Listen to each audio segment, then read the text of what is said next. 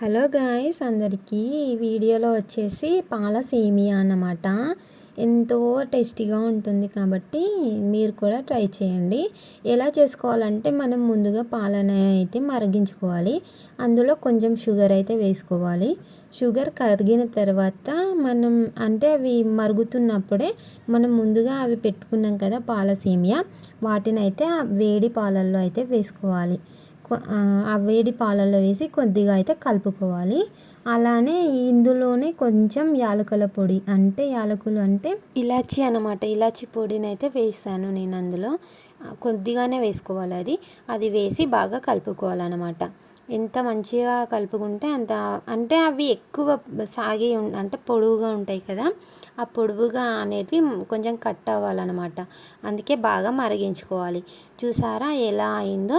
బాగా మరిగించుకుంటే మన పాయసం అయితే రెడీ అవుతుంది గైస్. అంతే సింపుల్, అది చాలా సింపుల్. చూసారా ఎంత టేస్టీగా ఉంటుందో? చాలా సన్నగా ఉంటాయి గైస్ అవైతే.